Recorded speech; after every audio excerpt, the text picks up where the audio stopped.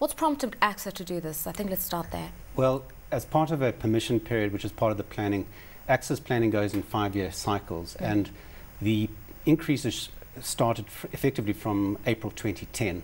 And there has been a bit of a dispute in terms of getting the finalisation of the permission period for the full 5-year period. An initial permission was granted by the regulator for ACSA, and then subsequent to that it was challenged, the process was challenged by ACSA, went to court, and it was set aside. The Minister of Transport then decided to appoint a ministerial task team to investigate the process. Now, on the basis of the report from the task team, the task team made recommendations to the Minister, who then asked the regulator to look into certain aspects of his initial permission. Now, based on that assessment, he has now made these increases known for the next year. What's the economic argument for it? I think that's what I'm trying to get at. Okay. I mean, it's quite a steep rise, 33%. Well, the big issue here is that on the completion of all the major improvements to the airports at OR Tambo, Cape Town, and King Shark International Airport, the new airport, that whole all those assets came onto the regulated asset base for ACSA. Now, they are not allowed to accrue returns while they're building. As soon as they get commissioned, those new airports got commissioned, their asset base of the regulated asset base for ACSA increased significantly. And what has prompted that is that in terms of the regulatory model, they are entitled to some level of return on investment according to that model. And it's a question of the level of how quickly and to what extent the regulator allows them to recoup the investment.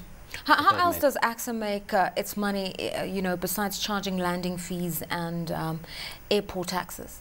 It also makes its money through non-aeronautical charges. So, for example, all the revenue it gets from parking, from all its duty-free, from rental facilities, etc. That's how it does, and that's probably quite a significant portion of their revenue as well. Because I think many consumers and passengers would be asking themselves why they must be funding and sorting out the balance sheet of ACSA. Well, the issue is really that an agreement was made when ACSA started operations in 1993. The user charge principle was implemented, and that effectively means that the users, which are the airlines and the passengers, will pay for that. And obviously we have what they call a single till process, so that obviously the non-aeronautical charges that come in do actually reduce to some extent the regulated charges, and that does help the process. But it's a user charges principle, so the user pays. Okay, now over and above this, airlines will be saying that, they've got to consider this rise in landing fees and passenger fees or rather airport taxes. They've got to consider the rising fuel costs and ultimately must pass it on to the consumer. So we're going to see higher ticket fares. What would be reasonable though? Well, you see, one of the things is we live in a very competitive environment in the airline industry. So the question is, obviously, the airport passenger service charge will be lopped on top of the charge. So that will go up, and the passenger will pay for that. In terms of landing and parking, it's not very easy for the airlines just to summarily increase their fares so that they can take account of that. So many of them will probably absorb those charges, and obviously then their direct operating cost goes up, but their margins will effectively decrease. Now we're working in a very, very marginal airline environment where the returns are probably on average globally 1.5%, and probably in a lot of places within Africa probably in the negatives. So any increases of this nature are going to significantly impact charges and the ability of the airlines to operate. What's the impact going to be on tourism? Because already consumers are strained, and a lot of those who are traveling, especially for leisure, are coming from countries where there are austerity measures, higher taxes, lower wages, those kinds of situations. Many people would say it's just going to really put a black hole in the sector. Well, we're very concerned about it from a South African perspective, not only that, also internationally. And the Minister of Tourism, Minister van Schalkwyk, recently did make a statement of concern regarding the proliferation of charges around the world. Unfortunately, also the issue is very prevalent in South Africa, as given by the airport charges, as well as by the increase in the air passenger tax, which was announced by the Minister of Finance recently. There are other concerns, for example, with the impending increase of carbon taxes, which could come into play as well, and that will significantly also impact on the airlines. So from a tourism perspective, there is definitely, we consider, an inverse relationship between an increase in charges and an increase in the total fare payable by the passenger, and then what tourism growth will happen. Let's just talk about the numbers very briefly. We're talking something like somewhere between 33% and 35% in increases proposed for the coming fiscal year, and then another 30 or so percent in the following year. So incrementally going up above about 30% over the next few years. Yes. Is that affordable? Well, it's not affordable, and unfortunately it's not affordable for the passengers and it's not affordable for the airlines. But effectively, you're correct in what you say. The first year was the 33%, which has already taken place. Yeah. Effectively, from the beginning of April this year, it will be backdated effectively to an increase of 34.8%, and then next year from April 2012, it'll go up by another 30.6%. And then there are minor increases of 5.6 and 5.5%. But those do all, again, compound on each other.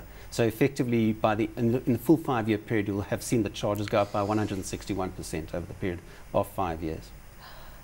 What about the airlines that don't want to use a national airport run by ACSA? Already there's talk that some of the low-cost carriers are fighting for access to Lanseria, for instance. Well, I think that has started already. I understand Mango has recently commenced. In fact, it wasn't today. I think probably commenced its operations to Lanseria today. So there are other options.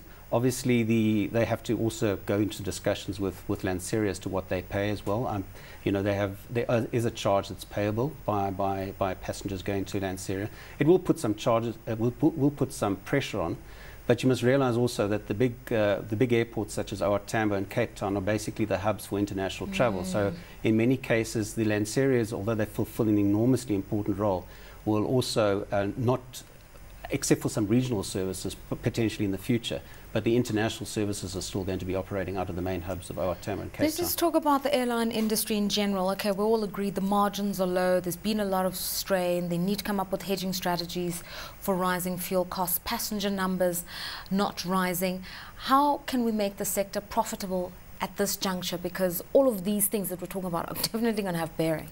Well, I think that it's very difficult to find how to make it profitable. The airlines themselves are actually very resilient. In fact, you'll find that in many cases, when they are faced with huge cost pressures, they actually improve productivity. They do a lot of aspects. They look at routes very, very critically and start to look at improving their productivity.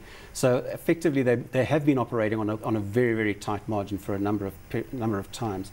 I think the other ways in which we can look at doing this is obviously to improve the market accessibility in other areas, such in Africa, where there's obviously expansion opportunities and a lot of good business, and where Africa effectively definitely needs to expand.